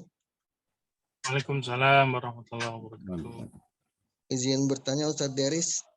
Yang pertanyaan pertama saya ingin menanyakan terkait hadis Nabi yang tadi mengenai Nabi itu mencintai surah Al-A'la. Nah itu kan Nabi itu dibaca saat sholat witir ya Ustaz Deris. Nah yang ingin saya tanyakan, Ya. sholat witir itu kan 3 rakaat ya Ustaz Deris. Nah tadi Nabi itu membaca Sabih yang pertama, terus kedua Qul ya ayyuhal kafirun, yang ketiganya itu surat Al-Ikhlas ya Ustaz. Nah yang saya ingin tanyakan itu di rakaat keberapa Ustaz Deris urutannya dari ketiga surah itu. Sedangkan kan kalau yang kita amalkan itu surat witir itu kan menurut yang saya tahu ya, sholat witir itu kan dilaksanakan 2 rakaat dan 1 rakaat ini untuk penutupnya gitu. Dan yang 1 rakaat itu kan kebanyakan kalau kita sholat tarawih yang pertama tiga surah yang dibaca langsung Al-Ikhlas, Al-Falaq sama Anas kan Ustaz Deris. Nah itu pertanyaan pertama. Yang kedua, saya pernah dikasih tahu sama Ustaz saya untuk Sabih Marobil surat Al-A'la ini kan di akhirnya banyak yang baca doa itu Ustaz Deris ya. Ada doanya istilahnya kayak surat Al-A'la, terus Al-Ghasyiyah itu kan di akhir ayatnya ketika ada yang baca kita harus membaca suatu doa kan, sama surah At-Tin kalau nggak salah. Nah saya mau tahu itu doanya apa aja Ustaz Deris ya. Ya mungkin itu aja Ustaz. Syukran atas jawabannya. Jazakallahu khairan katsir. Assalamualaikum warahmatullahi wabarakatuh. Tafadhol Ustaz, langsung dijawab. Baik, terima kasih Pak atas pertanyaannya. Pertama tentang kapan dibacanya Sabbihisma Rabbikal A'la. Kalau kita melihat urutannya memang dari sini Nabi mengatakan pertama adalah Sabbihis, kemudian kedua Al-Kafirun, dan kemudian Al-Ikhlas. Surat atau ayat sholat witir itu menjadi setidaknya dua lah ya proses pelaksanaannya.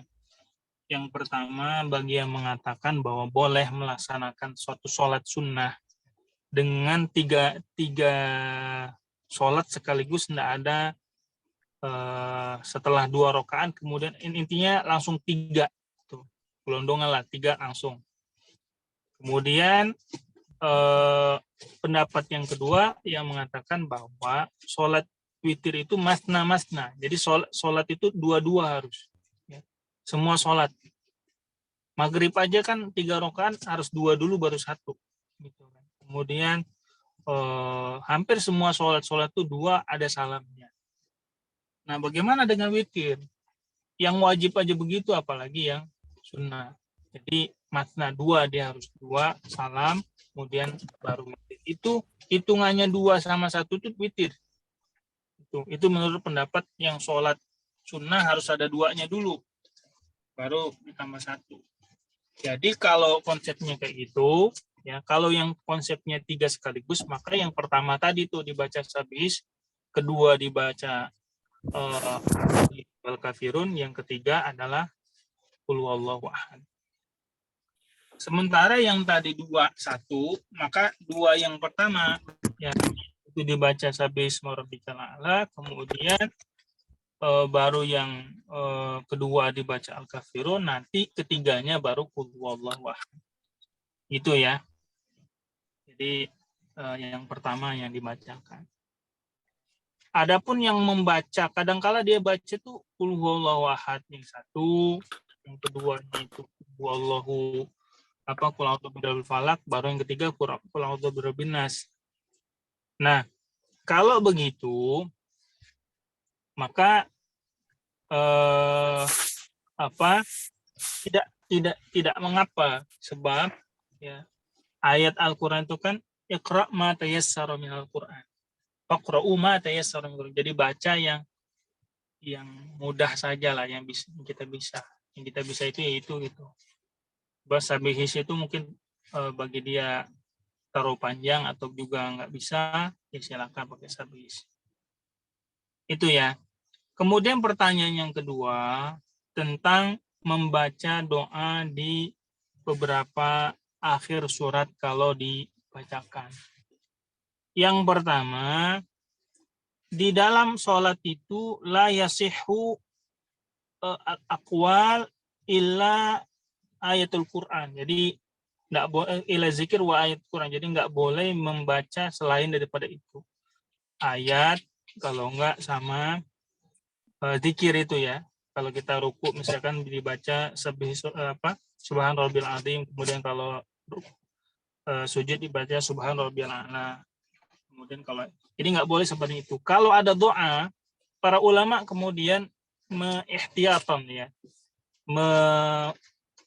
mewasiatkan agar kita membacanya tidak secara jahar, tetapi di dalam hati, untuk menjauhi dari yang tadi tidak boleh itu di dalam kita sholat. Nah, memang setelah membaca beberapa ayat termasuk Sabbihisma Rabbikal A'la ini, ada beberapa pendapat ulama yang membaca ya, misalnya dalam hadis di dalam dari Ibnu Abbas dalam kitab tafsir Fathul Qadir. Ini Fathul Qadir ini punyanya Asy-Syaukani, orang Yaman. Bahwa Rasulullah SAW pernah kana idza qara'a Sabbihisma Rabbikal A'la, kemudian menjawab Subhana Rabbiyal A'la. Subhana Rabbiyal A'la. Hadis ini dari Imam Ahmad, ada juga Abu Daud atau Broni, Baihaqi dan Abdul Razak. Ya. Jadi membaca Subhana rabbiyal a'lanya ini setelah dari orang membaca dari akhir surat Al-A'la ini, ya. Nah, Ibu Bapak yang dirahmati Allah Subhanahu wa taala, jadi ketika inna hadza lafi suhufil Musa, suhufi Ibrahim, inna hadza lafi suhufil ula, suhufi Ibrahim Musa, maka dibaca Subhana rabbiyal a'la. Tetapi kita kan sudah baca itu ketika kita sujud, ya kan, Subhana rabbiyal a'la. Maka karena ini disunahkan, ya, disunahkan itu dalam arti kita boleh baca, boleh tidak. Kalau saya pribadi lebih mengatakan silakan baca, tetapi di dalam hati kita masing-masing, ya, dalam kita masing-masing, sehingga tidak yuwaswisu, tidak memberikan was-was kepada jamaah yang lain. Kalau kita semua baca mungkin agak terganggu gitu dengan bacaan kita. Oleh itu sebabnya ihtiyatan, ya, kehati-hatian, kita baca di dalam hati saja. Kalaupun tidak membaca tidak mengapa, ya. Kalaupun tidak membaca tidak mengapa, sebab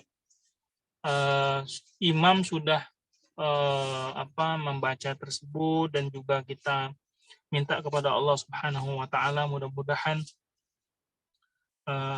ketika kita melakukan ibadah tersebut diterima oleh Allah Subhanahu wa taala, dan kita mengurangi segala hal yang berisiko, ya, di dalam kita sholat itu tadi. Risiko tadi. Jadi saya jawabannya pertama itu doanya adalah Subhana rabbiyal a'la. Kalau doa-doa yang lain mungkin bisa dicari, ya. Kalau berdasarkan riwayat dari Imam Ahmad dan Abu Daud dan yang lainnya tadi mengatakan bacaannya adalah Subhana rabbiyal a'la. Kalau memang harus dibaca ketika setelah orang membaca tersebut, ya, maka upayakan membacanya saja dalam hati saja. Insya Allah Allahul alimu wassami'. Allah maha mengetahui dan maha mendengar dari apa yang kita bacakan. Ibu Bapak yang dirahmati Allah Subhanahu wa taala, itu jawaban saya, ya. Mudah-mudahan bisa menjawab dari pertanyaan Bapak tadi, siapa namanya? Rizky. Pak Rizky, ya. Itu saja jawaban saya. Allah a'lam. Ya. Bapak Ibu yang dirahmati Allah, silakan, barangkali masih ada pertanyaan yang disampaikan kepada Ustadz Deris. Sambil menunggu pertanyaan dari Bapak Ibu lain, mohon izin Ustadz, saya mau bertanya. Witir itu kan kita lakukan atau itu adalah ganjil, ya, ganjil. Jadi sholat witir itu berarti minimal 1 rakaat. Nah, kalau misalnya kita witir 1 rakaat, kira-kira yang terbaik itu surat apa yang kita baca? Apakah Al-A'la, Al-Kafirun, atau Al-Ikhlas? Gitu, Ustaz.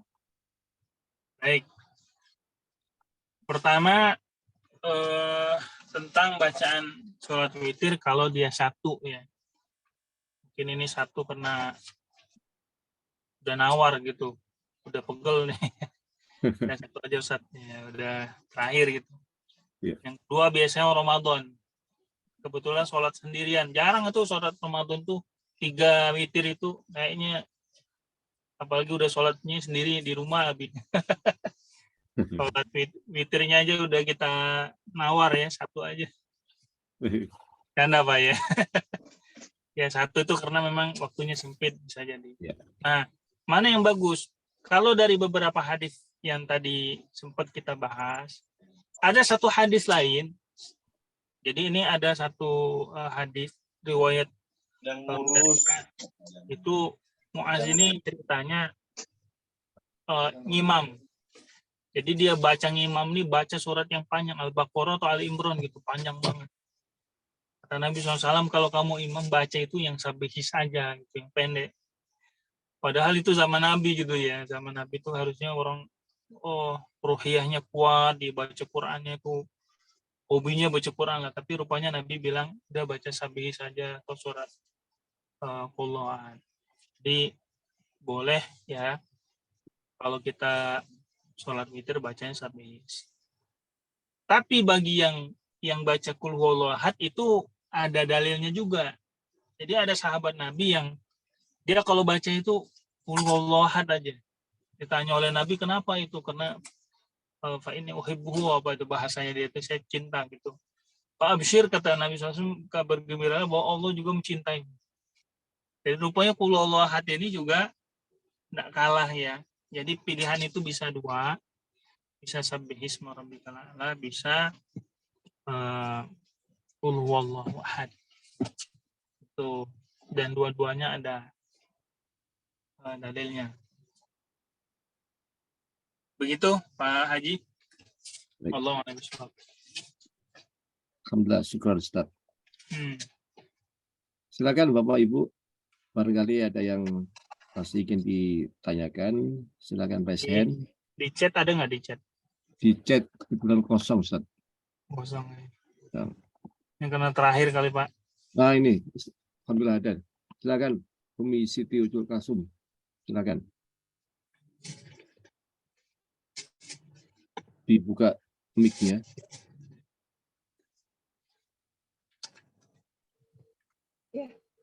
Assalamualaikum warahmatullahi wabarakatuh.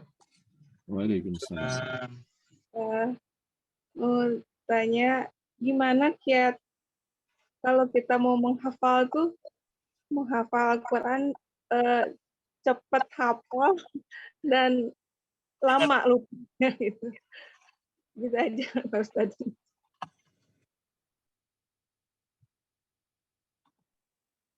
Gimana Pak Haji, langsung jawab atau ada? Silakan. Tafadhol Ustaz. Ya, terima kasih Bu. Pertanyaannya apa? Bagaimana cepat menghafal dan lama ingatannya terhadap Al-Quran. Ibu Bapak yang dirahmati Allah Subhanahu wa Ta'ala, pertama, kalau kita melihat dari salah satu perkataan Imam Syafi'i. Jadi Imam Syafi'i rahimahullah ta'ala pernah mengatakan, fa inna ilma nurun wa nurullah la yuhda lil 'asi. Jadi sesungguhnya ilmu itu adalah cahaya, dan cahaya Allah tidak diberikan kepada ahli maksiat. Wal Quran nur, dan Al-Quran itu adalah cahaya sebenarnya. Ya. Nah, oleh itu sebabnya bagaimana agar kita mudah menghafal adalah semaksimal mungkin menghindari diri dari maksiat. Maksiat ini bukan hanya berupa penglihatan, tetapi maksiat itu bisa juga perbuatan, bisa juga ketidaktaatan pada orang tua, itu maksiat. Nggak sholat, maksiat. Nggak zakat, maksiat. Makanan haram. Jadi semua kejelekan itu maksiat. Nah ini kalau kita hindari, insya Allah dimudahkan sama Allah. Kemudian yang kedua, selain menghindari daripada maksiat adalah kita terlebih dahulu membaca ya, Al-Quran. Walaqad yassarna al-Qur'ana lidzikri fahal min muddakir. Kita baca nih Bapak Ibu. Kita baca ya. Kemudian kita sebutkan, ya Allah, fa inna wa'adakal haq, sesungguhnya janjimu benar. Wa innaka la tukhliful mi'ad, dan sesungguhnya engkau tidak memungkiri janjimu. Jadi Allah telah mudahkan. Jadi kita tuh biar mudah menghafalnya. Dan itu diulang-ulangi sama Allah tuh, walaqad yassarna al-Qur'ana lidzikri.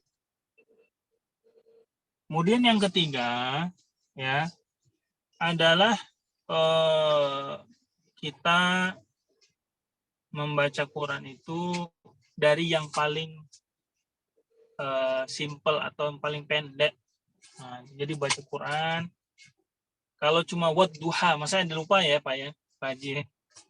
Wadduha itu kan paling simple wadduha. Cuma wadduha itu memang satu ayat, saat ketemu surah Al-Baqarah yang ayat terakhirnya itu yang tentang ayat riba itu, atau Allah tuh satu ayat udah mau satu halaman. Itu nanti terakhiran. Jadi yang paling mudah dulu. Berarti juz 30, 29, 28 dari belakang yang mudah. Jadi yang paling mudah. Kemudian berikutnya adalah menghafal di waktu fajar. Hafal di waktu fajar. Jadi ada di dalam Al-Quran Innal Quran al-fajri kana mashhuda. Jadi waktu fajar itu cuma Pak Ustadz kalau waktu fajar itu bukan apa-apa. Ya, mata saya masih merem. Jadi apa yang dibaca dengan apa yang ada di Quran itu kadang lain. Nah, kalau begitu paling tidak lebih pagi aja ya, waktu-waktu yang nggak sibuk kita coba. Nah, itu menghafalnya. Nah, bagaimana agar tidak hilangnya? Diulangi 40 kali. Jadi biar nggak hilang tuh ulangi 40 kali, Bu. Ya. Wadduha 40 kali. Kalau lo nggak cukup juga itu ya. Jadi 40 kalinya itu kita udah nggak lihat Quran lagi. Misalnya kalau kita hafal surat Sabihis tadi ya, kita ulangi sebanyak 40 kali. Nah, itu insya Allah nggak lupa. Nah, itu bagaikan Quran mengalir. Ya. Jadi ada satu mahat itu kalau kita khatam itu harus begitu dulu katanya, biar kita seperti Quran mengalir. Terus beberapa cara juga adalah kita ketika memang ini agak berat karena membaca beberapa surat Al-Muluk, surat Ad-Dukhan, surat Ar-Rahman, dan satu lagi saya lupa ya. Jadi ada 4 surat yang kita baca ketika kita tahajud. Menurut saya itu agak berat. Ya. Tadi aja masih nawar ya, Haji ya. Iya. Siapa? Ini Ar-Rahman.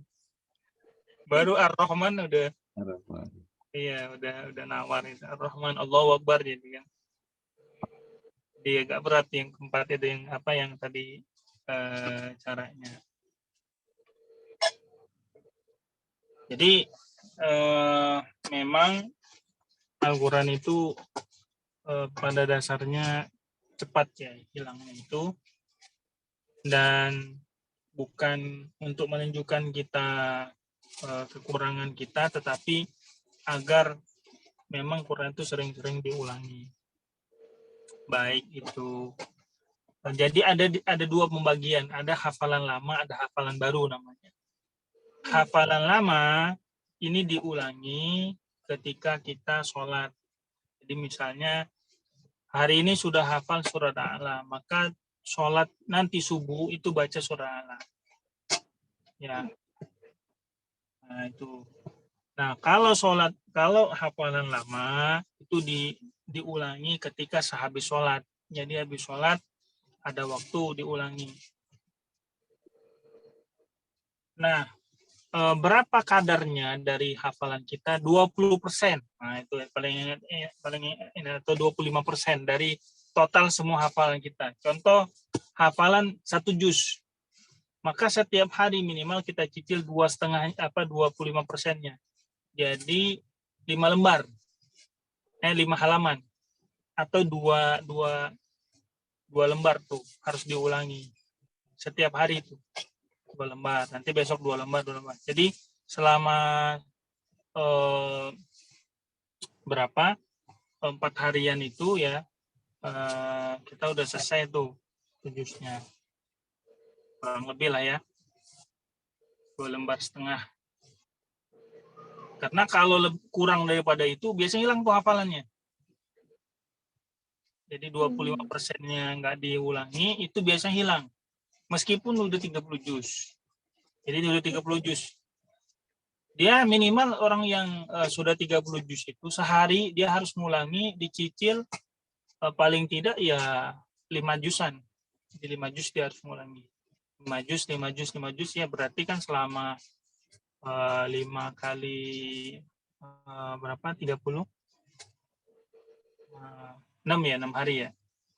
Jadi sepekan dia menamatkan 30 juz. Kalau di bawah itu pasti banyak yang hilang hafalannya. Itu ya Bu ya. Iya, Hmm. terima kasih. Walau alam. Baik, Ustadz, kalau masih ada waktu, ada pertanyaan lewat chat ini Ustadz. Silakan. Baik, saya bacakan Ustadz. Dari Santi, dari grup KKTA 2. Assalamualaikum Ustadz, izin bertanya. Saya pernah dengar kalau setiap manusia itu punya kodam masing-masing. Apa yang dimaksud dengan kodam itu? Malaikat pelindung. Terus katanya kodam itu ada yang baik dan ada yang jahat. Mohon penjelasannya Ustadz. Silakan Ustadz. Baik, terima kasih. Pertama, bahwa harus dibedakan antara qarin dengan khoddam. Kalau khoddam itu lebih kepada satu jin yang menolong ya. Menolong itu artinya menolong kebaikan, menolong ngingetin gitu. Biasa, jadi ada beberapa jin-jin yang masuk Islam, kemudian dia ikut pada siapa yang jadi panutan dia. Nah, itu khodam namanya. Yang kedua qarin. Qarin ini adalah jin yang memang tugasnya mendampingi manusia. Nah, Nabi pernah menjelaskan semua manusia itu ada qarinnya yang memberikan was-was ya. Jadi menyuruh kita kepada kejelekan, menyuruh kepada kejahatan, itu qarin. Sebagaimana firman Allah, wa qala qarinuhu rabbana ma atghaytuhu walakin kana fi dhalalin ba'id. Kata dia, kata qarin, kata jinnya itu, ya Tuhan kami, aku tidak menyesatkannya, tapi memang dialah yang berada dalam kesesatan. Jadi saling bantah lah nanti kan. Jadi harus dibedakan antara qarin dan khodam. Apa bedanya? Kalau qarin ini dia yang menyesatkan, itu menggoda manusia. Hanya saja yang satu Islam itu adalah Nabi Muhammad SAW itu diislamkan gitu, tidak ngajak kepada kejelekan. Qarinnya Nabi Muhammad SAW. Sementara qarinnya kita tuh selalu mengajak kepada kejelekan, kesesatan. Ya. Nah, nama daripada itu semua itu, ya maksudnya jin itu mau dia qarin mau khodam itu intinya apakah dia kepada kesesatan atau kepada kejelekan. Karena kalau kepada kesesatan tadi maka kita bertaus berlindung kepada Allah dari berbagai macam jin tadi. Masuk kamar mandi ya, Allahumma inni a'udzubika minal khubuthi wal khaba'ith, itu kan jin yang senantiasa di sana. Bahkan kalau kita baca bukunya Ibnu Qayyim masalah ya, Al-Jauzi, itu di dalam kitabnya Ibnu Jauzi mengatakan banyak itu, ada anak jinnya, ada ininya ya, macam-macam jin tuh banyak sekali.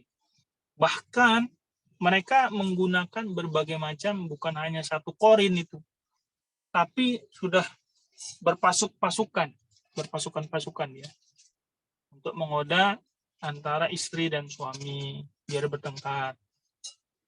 Makanya kalau suami masuk rumah bertauz dulu. Ya, auzubillahi minasyaitonirrajim. Bismillahirrahmanirrahim. Agar apa? Agar tidak masuk rumah marah-marah. Yang paling tidak yang kedua adalah biar dia nggak kena marah sama bininya gitu kan. Auzubillahi minasyaitonirrajim. Bismillahirrahmanirrahim. Jadi hati istrinya itu menjadi tentram. Dan qarin ini memang Allah tugaskan gitu ya untuk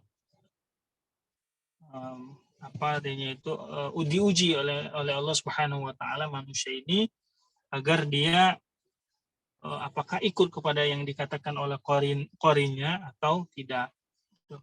Dan ini kan setan juga, di korin itu setan. Kita bilang setan tadi yang menyertai kita, ya, kata Ibnu Katsir itu yang selalu menyertai manusia dimanapun dia berada. Tuh. Dan masalahnya dia nggak tidur, Pak. Bu Haji ya. Jadi kalau kita tidur, dia ikat kepala kita tuh dengan 3 kali ikatan. 1, 2, 3. Nah, yang pertama, ikatan pertama, kalau kita baca doa. Jadi ikatan pertama lepas. Ikatan yang kedua, kalau kita wudhu. Ya, bismillahirrahmanirrahim, wudhu. Lepas yang kedua. Dan yang ketiga baru lepas kalau kita sholat. Jadi kalau kita lihat ada orang tidur terus dari pagi, itu ikatannya belum lepas-lepas itu. Ya. Jadi sekalian mandi, sekalian apa itu diceburin ya gitu ya, biar dimandiin pakai air biar seger. Nah jadi Nabi memberikan apa cara kita untuk menangkalnya.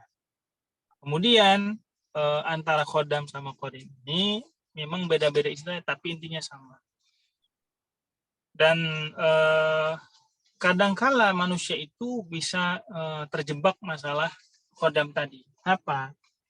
Nah, karena biasa khodam itu kan bukan manusia biasa, maksudnya biasanya dia apa alim, ulama atau apa gitu yang dia punya ilmu ya. Kan orang tahu mana dia khodam apa enggak kan kita nggak tahu kecuali dia berinteraksi. Itu sebabnya ujian bagi orang yang alim juga adalah dipertemukan yang seperti ini. Ya, nama jin itu ya tentu nggak usahkan lama-lama Pak. Kita bangkit dari ini kita tidur, kemudian kita bangun ke kamar mandi. Pas kita balik dia sudah ada kembali kan. Makanya disunahkan oleh Nabi SAW agar kita mengibas-ngibas terlebih dahulu agar dijauhkan dari berbagai macam syaitan tadi. Kalau enggak ya kita tidur makan sama syaitan, tidur sama syaitan. Gitu kan. Bahkan mama berhubungan sama istri dengan syaitan tadi kan. Maka doanya kan Allah menjadi syaitan. Allah menjadi syaitan itu tadi agar kita dihindarkan. Itu ya. Allah alam bisawab. Mudah-mudahan kita dilindungi Allah dari berbagai macam godaan syaitan dan juga senantiasa diberikan arahan, diberikan hidayah, petunjuk, sehingga yang kita lakukan itu kebaikan. Amin. Allah. Masya Allah. Maaf Ustadz, satu lagi boleh Ustadz? Ya, boleh. Dari jauh ini, dari Sahrani, Kutai Timur, saya bacakan dari chat ini Ustadz. Ada 2 pertanyaan Ustadz. Silakan. Yang pertama, bolehkah mengimami sholat wajib dengan membaca secara langsung mushaf? Itu yang pertama.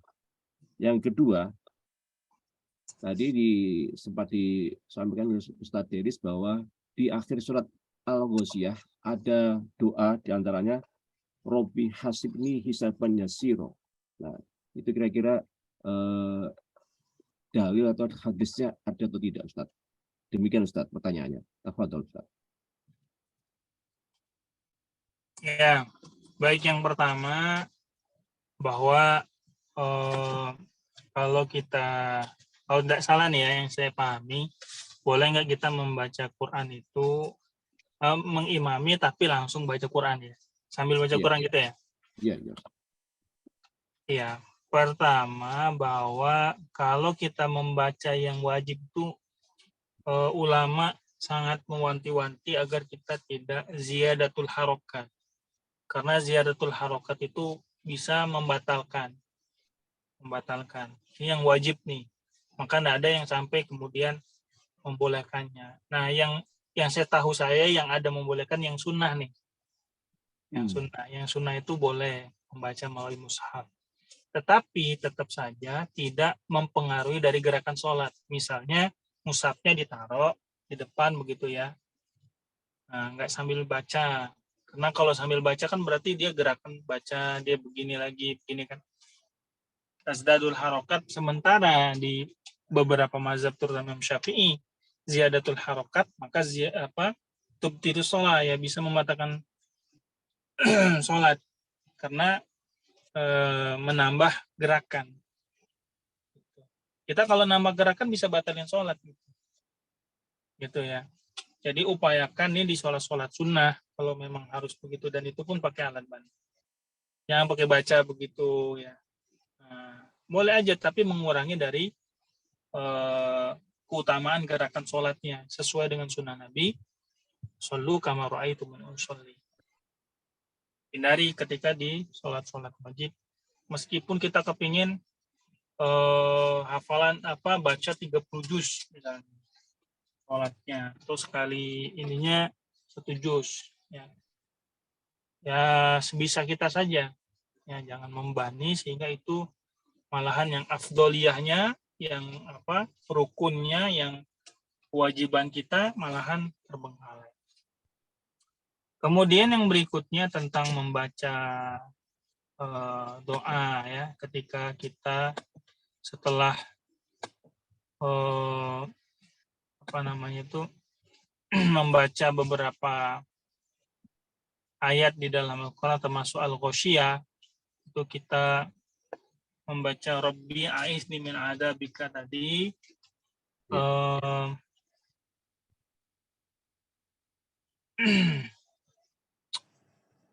Memang belum ada ya, beberapa ulama mengatakan belum ada nih riwayatnya. Cuma ada hadis Nabi SAW diriwayatkan oleh Imam Ahmad dan Abu Daud mengatakan, ini dari Ibnu Abbas ya, dari beberapa sahabat Nabi. Nah, di antaranya ada yang mengatakan shallaitu ma'an Nabi sallallahu alaihi wasallam fama marrat bihi ayatul rahmah illa waqafa indaha yas'al. Jadi kalau ada ayat tentang rahmat, Nabi minta Allah marzuqni atau apa ya, minta agar rahmat itu ada kepada Allah marhamni. Wala ayatu adzabin illa ta'awudzu minha. Kalau ada ayat-ayat tentang azab maka berlindunglah, minta ya. A'udzubillahi minan nar dan seterusnya. Jadi termasuk juga ada yang mengatakan Rabbi hasibni hisaban yasira. Itu juga beberapa riwayatnya belum ditemukan, tetapi intinya adalah kita boleh berdoa kepada Allah, tapi ini doanya upayakan, kalau saya pribadi nih ya, mungkin kalaupun ada yang mengatakan boleh dijaharkan, tapi saya lebih kepada pendapat bahwa disirkan saja atau hanya kita baca dalam hati kita agar kita sambil ikut sunnah Nabi juga tadi dengan berdoa dengan doa-doa yang sesuai dengan konteksnya. Jadi kalau tentang azab minta berlindung, kalau tentang rahmat minta agar diberikan. Termasuk tadi ada minta agar di hisaban yasira, agar dimudahkan nanti di perhitungan di hari kiamat. Itu jawaban saya ya. Jadi boleh meminta tapi dengan disirkan atau di dalam hati saja. Wallahu a'lam bishawab. Alhamdulillah. Syukran Ustaz. Baik, Bapak Ibu sekalian, barangkali masih ada yang mau bertanya, tapi ini sudah menjelang pukul 10 malam ya, sudah cukup larut gitu ya. Di Indonesia Timur nih udah jam 1-an kali ya. Oh ya. Sudah 2 jam Ustaz, ya. Ya. Baik. Kalau gitu kita cukupkan sampai di sini dulu pertemuan kita malam ini. Silakan mohon ditutup dengan doa Ustaz. Nanti kita akhiri bersama. Tafadhol Ustaz. Baik. A'udzubillahi minasyaitonirrajim. Bismillahirrahmanirrahim. Allahumma syakirin. Hamdan na'amin hamdan yuwafi' ma yakfi mazidan. Rabbana lakal hamdu kama yanbaghi li jalali wajhika azim sultanik. Allahumma salli ala sayyidina Muhammadin wa ala alihi wa sahbihi ajma'in. Allahumma ighfir lana dhunubana wa liwalidina warhamhum kama rabbawna shighara. Allahumma taqabbal minna salatana wa siyamana wa ruk'ana wa sujudana wa tamim taqsirana ya Allah ya rabbal alamin. Allahumma arhamna bil Qur'an, Allahumma ja'alna min ahli Qur'an, Allahumma ja'alna wa ahlana min ahli Qur'an. Rabbana hab lana min azwajina wa dhurriyyatina qurrata a'yun waj'alna lil muttaqina imama. Rabbana inna nas'aluka ridhaka wal jannata wa na'udzubika min sakhatika wan nar. اللهم بارك لنا في رجب وشعبان وبلغنا رمضان. اللهم بارك لنا في رجب وشعبان وبلغنا رمضان. اللهم بارك لنا في رجب وشعبان وبلغنا رمضان. ربنا آتنا في الدنيا حسنة وفي الآخرة حسنة وقنا عذاب النار. صلى الله على سيدنا محمد النبي الأمي وعلى آله وصحبه أجمعين. سبحان رب العزة عما يصفون والسلام على المرسلين والحمد لله رب العالمين. اللهم فيك لكم. السلام عليكم ورحمة الله وبركاته. Waalaikumsalam warahmatullahi wabarakatuh. Warahmatullahi wabarakatuh. Akhir kita tutup majelis ini dengan hamdalah dan doa kafaratul majelis. Alhamdulillah. Allahumma wa bihamdika asyhadu an la ilaha illa anta